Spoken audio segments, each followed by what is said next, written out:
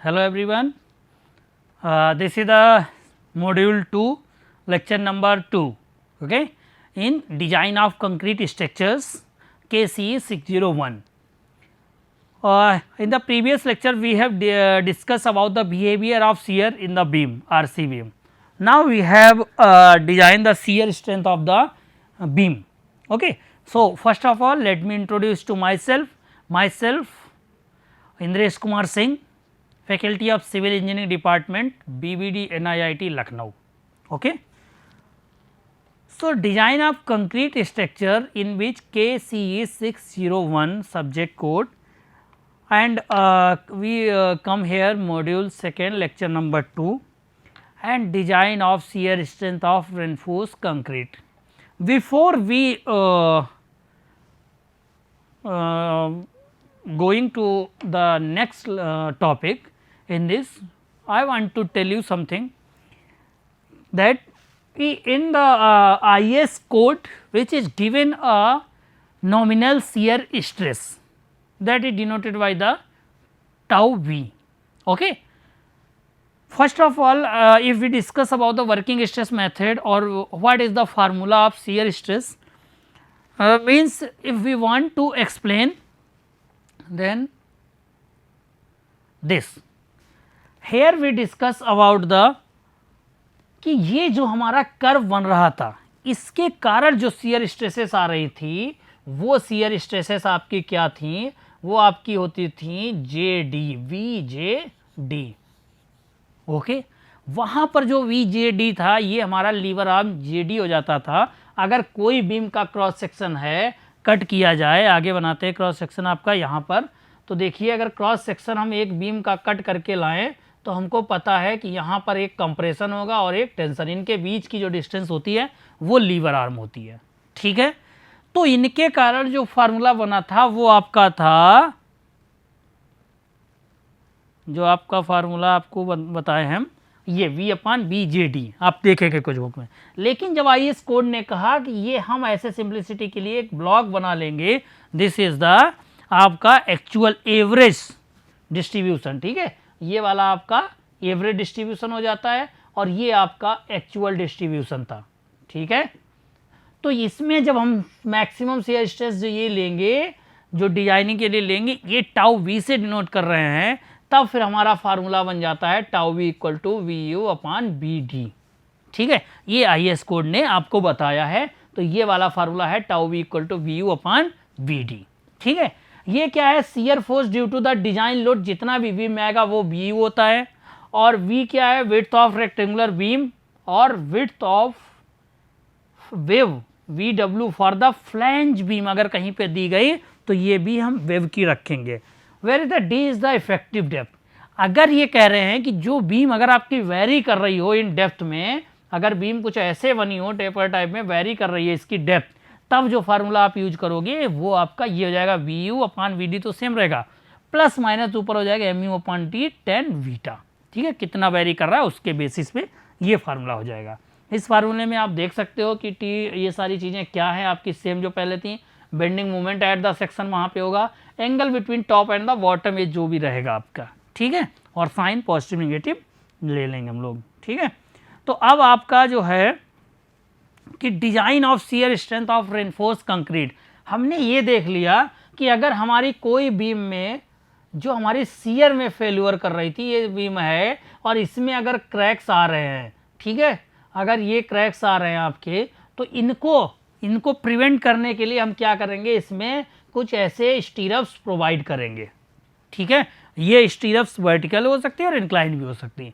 तो इन स्टीरप्स को प्रोवाइड करने के लिए हम इनकी शियर स्ट्रेंथ फाइंड आउट करेंगे और वो देखेंगे कि हमारा IS कोड क्या कहता है और कितना हम कैलकुलेट करते हैं, उसके बेसिस पे क्या क्या क्राइटेरियाज हैं. Recently laboratories experiment confirm that reinforced concrete in beam has shear strength even without any shear reinforcement. क्या कह रहे हैं कि जो shear strength होती है, अगर हम shear reinforcement ना प्रोवाइड कराएं ये वाली स्टीरप्स, तब भी कुछ ना कुछ shear strength बीम में होती है. ठीक है. ऐसा कि नहीं बिल्कुल नहीं होती है, होती है आपकी. लेकिन कुछ ऐसी जब लिमिट क्रॉस हो जाती है तब फिर हमको रेनफोर्समेंट प्रोवाइड करानी पड़ती होती है। तो जो वो शियर स्ट्रेंथ जो होती है जब हम शियर रेनफोर्समेंट नहीं प्रोवाइड कराते हैं बीम में तब भी होती है शियर स्ट्रेंथ, क्योंकि वहाँ पे कंक्रीट तो है ही, ओके, और हमने टेंशन के लिए रेनफोर्समेंट भी प्रोवाइड किए हैं। तो वो जो शियर स्ट्रेंथ होती है वो टाउ सी होती है, ठीक है। जब कोई शियर रेनफोर्समेंट की बात कर रहा हूँ नहीं प्रोवाइड कराए बीम के अंदर जो स्ट्रेंथ होती है तो वो शियर स्ट्रेंथ टाउ सी, जो कि डिपेंड किस पे करती है, वो डिपेंड करती है ग्रेड ऑफ कंक्रीट और percentage of tension steel in a beam. दो चीज याद रखिएगा कि अगर हमने शियर रेनफोर्समेंट जो वर्टिकल इंक्लाइन स्टीरअप्स हैं वो नहीं प्रोवाइड की, उससे पहले भी कुछ शियर स्ट्रेंथ आपकी बीम में होती है, ठीक है। वो शियर स्ट्रेंथ अगर टाउ सी है तो वो किस पे डिपेंड करेगी आपकी कि हमें ये ना प्रोवाइड करना पड़े, तो वो ग्रेड ऑफ कंक्रीट की M20 है, M30 है, ठीक है, और जो परसेंटेज ऑफ टेंशन स्टील जो हम प्रोवाइड किए होंगे उस पे डिपेंड करती है, दो चीज़ों पर, ठीक है। अभी हम देखेंगे कि ये टाउ सी कैसे आप निकालोगे। तो ये जो टाउ टी सी है आपका जो शियर स्ट्रेंथ है आपकी, ये दो चीज़ों पे डिपेंड करती है और दोनों के लिए आपको IS कोड ने दी गई है वैल्यू। किस ग्रेड के लिए M20, M30, किसके लिए कितने परसेंटेज ऑफ स्टील जो प्रोवाइड की गई टेंशन में, उसके बेसिस पे इसकी वैल्यू आप लिखोगे। On the other hand the shear strength of reinforced concrete with the reinforcement is restricted to some maximum value tau c max depending on the grade of concrete। अब देखिए दूसरी दो बातें समझिएगा, एक तो हो गई टाउ सी, ये टाउ सी है, ठीक है, और दूसरा आपको मिल गया है टाउ सी मैक्स।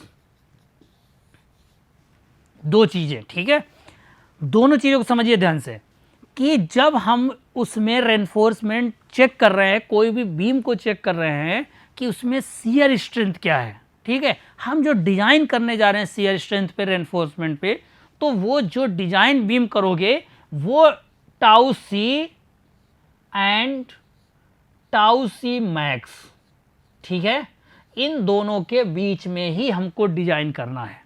मतलब ये हुआ कि टाउ सी जो है ये मिनिमम हो गई, इतनी तो हमारी विदाउट शियर रेनफोर्समेंट प्रोवाइड कराए ही टाउ सी गिवन रहते हैं। उसमें किस पे डिपेंड करता है, ग्रेड ऑफ कंक्रीट और परसेंटेज ऑफ स्टील, जो कि बीम में अगर हमने कोई ये बीम है और यहाँ पर जो हम प्रोवाइड कराते हैं टेंशन जोन में, ठीक है। दूसरा हमारा हो गया टाउ सी मैक्स, जो मैक्सिमम कितनी क्राइटेरिया आपको दी गई है वो आपको याद रखनी है कि इससे ज़्यादा हमारी जो रहेगी इस मैक्सिमम शियर स्ट्रेस जो रहेगी वो उससे ज़्यादा नहीं जानी चाहिए किसी बीम में, ठीक है, रेस्ट्रिक्ट कर दिया गया। तो मतलब इन दोनों के बीच में ही कहीं रहना है। ये दो चीज़ों पर डिपेंड करती है और ये केवल और केवल ग्रेड ऑफ कंक्रीट पे डिपेंड करती है। दोनों की वैल्यू आपको IS कोड टेबल में गिवन रहेंगी। मतलब ये हुआ कि जो हमने अपनी टाउ सी की बात की थी, sorry tau V nominal shear stress, बस ये वैल्यू फाइंड करनी है और इस वैल्यू को फाइंड करने के लिए V/VD का फार्मूला आपको दिया गया था। और यहाँ पे V क्या था, कैपिटल V, ये हमारा जो था वो शियर फोर्स था जो कि लोडिंग के बेसिस पे आ रहा था। मतलब टाउ V हमको चेक करना है कि टाउ सी से कितना बड़ा है, टाउ सी से कम है कि नहीं, किस ग्रेड के लिए, उसके बेसिस पे आगे डिजाइन करनी है हमको चीज़ें इसमें, ठीक है। तो यहाँ पर देखिए design shear stress without shear reinforcement IS 456 2000 में दिया गया है कि कितना होगा। तो देखिए मैंने क्या बताया था कि जो टाउ सी है वो किन दो चीज़ों पे डिपेंड करती है, एक ग्रेड ऑफ कंक्रीट और दूसरा percentage of steel which is provided in a beam. That is, ये जो फार्मूला लिखा है ये लिखा है 100 AS divide by V into D, ठीक है। AS क्या होगा, उसमें जो हमारी रेनफोर्समेंट प्रोवाइड की है उनकी क्रॉस सेक्शन एरिया और BD बीम की क्रॉस सेक्शन एरिया इंटू 100। तो ये दोनों चीज़ों के बेसिस पर ग्रेड और ये क्या है हमारी टाउ सी विदाउट शियर रेनफोर्समेंट जब नहीं प्रोवाइड की तो उस समय जो हमारी शियर की जो स्ट्रेंथ रही होगी वो डिजाइन शियर स्ट्रेंथ बीम की है, ठीक है। ये मिनिमम रहती ही रहती है, ठीक है। तो ये जो रहेगी आप इनके बेसिस पर टेबल से देख सकते हो M20 के लिए कितनी होगी, M25, M30, M35 और M40 से एबव। जैसे एग्जांपल के लिए अगर आपने परसेंटेज ऑफ जो उसका निकाला है रेनफोर्समेंट का, वो आपका निकल कर आया 100 AS/BD फार्मूले से ये आप कैलकुलेट करेंगे तो आपको अगर ये मिल गया है 1.25, ठीक है, और ग्रेड आपको दी गई है M30, तो अब आप जाइए M30 वाले कॉलम में और ये चेक कीजिए 1.25, ये 0.7, मतलब टाउ सी इक्वल टू आ गया 0.71। यहाँ से आप लिख सकते हो, ये टेबल में गिवन रहेगा, ठीक है, ये टेबल से ही रहेगा आपका, तो टाउ सी निकाल आया। दूसरी चीज जो मैंने बताई आपको वो टाउ सी मैक्स बताई है, तो टाउ सी मैक्स कैसे निकालोगे, मैक्सिमम शियर स्ट्रेस जो रहेगी unit newton per mm square होती है, तो वो केवल और केवल ग्रेड ऑफ कंक्रीट पे डिपेंड करती है। Hence we can take only the grade of concretes and tau C max value क्या होती है, ये हमारा IS कोड 456/2000 बताता है जो कंक्रीट का है। ओके, तो आपको पता होना चाहिए, बिना कोड के आप इसमें कुछ नहीं कर सकते और कोड आपके एग्जाम में अलाउ रहता है, ठीक है, तो सारी चीज़ें वहाँ से देख सकते हो, एक बार उसको रिवाइज कर लोगे तो आपको बहुत ईजी हो जाएगा ये सब डिजाइन करने में। तो यहाँ पर देखिए टाउ सी मैक्स की वैल्यू अगर M30 देखें तो 3.5 हो गया, तो आपको दो चीज़ें मिल गई हैं। टाउ सी कितना आया था आपका 0.71 न्यूटन पर एमएम स्क्वायर, किसके लिए, M30 के लिए, और टाउ सी मैक्स कितना आ गया है 3.5। अब हमको जो टाउ वी निकालना है जिसके लिए डिजाइन करनी है चीज़ें, इन्हीं दोनों के बीच में चलेंगी, ठीक है। अब देखते हैं इसके बारे में क्या होता है। तो ये चीज़ आपके समझ में आ गई होगी, ये टेबल आपको ध्यान रखनी है टाउ सी मैक्स की, और ये ध्यान रखनी है टाउ सी की, जब हम शियर एनफोर्समेंट नहीं प्रोवाइड करा रहे थे तो परसेंटेज ऑफ स्टील और ग्रेड ऑफ कंक्रीट के बेसिस पे ये सारी वैल्यूज़ आपकी हैं। अच्छा, अब ये बात आ रही होगी दिमाग में कि अगर सर जैसे मान लीजिए 1.15 आ जाए तब क्या करोगे, तब आप क्या करोगे, तब आप इन दोनों वैल्यू से वैल्यूआँ निकालोगे, ठीक है, प्रोपोर्शनलिटी वाला लगाकर, और वो वैल्यू हम कैलकुलेट कर सकते हैं, ठीक है। दो चीज़ें हो गई। अब बात यह आई क्रिटिकल सेक्शन फॉर शियर, तो क्रिटिकल सेक्शन कहाँ पे किसी भी बीम में रहेगा शियर के लिए, कि एक ऐसा सेक्शन जो क्रिटिकल कंसीडर किया जाए, वहाँ से हम शुरू करेंगे, वहाँ पे प्रोवाइड कराएंगे क्रिटिकल में। तो वो ध्यान रखिए कि अगर हमारी कोई भी बीम दी गई है, ये देखिए ये आपको दी गई है बीम, तो यहाँ पर देखिए जहाँ पे सपोर्ट होता है वहीं पे क्रिटिकल सेक्शन होता है। अब ये सपोर्ट सिंपली सपोर्टेड है आपकी बीम, ठीक है, support condition for locating factor shear force. तो देखिए ये जो डी है हमारी डिस्टेंस, डी क्या है हमारी डेप्थ ऑफ द बीम जो होती है, उतने जो सपोर्ट से वहाँ तक जो सेक्शन होगा उस सेक्शन को हम लोग क्रिटिकल सेक्शन बोलेंगे सिंपली सपोर्टेड बीम में, ठीक है। इसी तरीके से आप इस वाली भी देखिए, ये हमारे कोई कॉलम होगा, ये बीम दी गई है, तो इसमें दोनों साइड में आपको ये देखो डी डिस्टेंस तक सपोर्ट से दिया रहता है, वो सेक्शन हम क्या कंसीडर करते हैं, क्रिटिकल सेक्शन कंसीडर करते हैं, वहीं से हम रेनफोर्समेंट सारी प्रोवाइड कराना शुरू कर देते हैं। देखिए critical section depends on the condition, कहाँ कहाँ पे डिपेंड करता है, ये कहाँ पे होता है, ये तो आप समझ गए हो, सिंपली सपोर्टेड बीम में जितनी डेप्थ होगी उतने डी पर देखना है, कि when the reaction in the direction of the applied shear introduce tension into the end region of the member, the shear force is to be computed at the face of the support of the member at that section. मतलब ये कह रहे हैं कि जब कभी भी कोई भी हमारी बीम वहाँ पर जब टेंशन उसमें इंट्रोड्यूस होगा किसी भी रीजन में एंड में, तो वहाँ पर शियर फोर्स जो होता है वो हम यहीं पे कैलकुलेट करते हैं, कहाँ पे, क्रिटिकल सेक्शन पे, ठीक है। तो जो क्रिटिकल सेक्शन पे शियर फोर्स कंसीडर करेंगे उसी को फिर हम रखकर सारा डिजाइन कर देते हैं ताकि कितनी रेनफोर्समेंट प्रोवाइड करानी है, तो जो क्रिटिकल सेक्शन होगा वहीं पे अगर आप रेनफोर्समेंट प्रोवाइड करा दोगे तो बीम हमारी सेफ रहेगी, तो उसी को बेसिस पे हम मानकर क्रिटिकल्स को करते हैं। दूसरी condition, when the reaction in the direction of applied shear, मतलब ये कह रहा है कि देखिए जो पहले वाले डायग्राम में था, ये देखिए ये ऊपर की डायरेक्शन में गया, लोड आपका डाउनवर्ड डायरेक्शन में, ठीक है, तो बिल्कुल सपोर्ट पे ही हमने क्रिटिकल सेक्शन ले लिया। इसमें क्या है, इसमें आपका लोड भी डाउनवर्ड डायरेक्शन है और यहाँ पर जो रिएक्शन फोर्सेस आपके जो रहेंगे वो आपके इस पे रहेंगे, तो वो फिर क्या होगा, इसमें ये देखो ये लिया शियर फोर्स, ठीक है, तो यहाँ पर क्या होगा, जितनी डेप्थ बीम होती है उतनी डिस्टेंस पर हम क्रिटिकल सेक्शन कट करते हैं, ठीक है। तो वही दो इन्होंने लिखे हैं कि एक बिल्कुल सपोर्ट पर क्रिटिकल सेक्शन ले लेते हैं और दूसरा कहाँ पे लेते हैं, डी डिस्टेंस पर हम उसको मानते हैं, और फिर वहाँ का जो शियर फोर्स कैलकुलेट करोगे आप, उस शियर फोर्स को रखकर आप सारे डिजाइन करोगे, ठीक है। तो when the reaction of the direction of applied shear compression into the end region of member, the shear force computed at a distance of face of support is to use for the design of section located distance less than d from the face of support। ठीक है, दो condition है वो बता दी आपको। अब बात आइए कि enhanced shear strength of section close to support. ये किया गया है कि हम जब वहाँ पे सपोर्ट पर हमने मेन जो रेनफोर्समेंट थी, ठीक है, उसके बाद में हमने शियर रेनफोर्समेंट जो प्रोवाइड कराई, उनकी जो हमने डिजाइनिंग की है टाउ बी से टाउ सी मैक्स की वैल्यू टेबल से देखकर सारी चीज़ें, तो उसके बाद में क्या होता है कि हम थोड़ा वहाँ पर क्या कर सकते हैं कि उनमें जो शियर स्ट्रेंथ बढ़ सकती है या बढ़ा सकते हैं, ठीक है, सपोर्ट के पास में क्रिटिकल सेक्शन के कारण, तो वो क्यों होती है और कैसे होती है, एक्स्ट्रा तो नहीं है या कम है, तो वो चीज़ें आपको इसमें पता चलेंगी। कैसे होगी कि देखिए ये हमारा फेल्यूर प्लेन है यहाँ पर, ठीक है, और ये क्रिटिकल सेक्शन आपका shear failure near the support है कि यहाँ से हमारा ये पूरा बनाया गया है। तो ये जो ए वाई है, इतनी डिस्टेंस तक हमारा जो फेल्यूर प्लेन रहेगा is normally incline at angle 30 degree to the horizontal, ठीक है। However, in some situation, the angle of failure is more steep either due to the location of the failure section close to support or some other regions।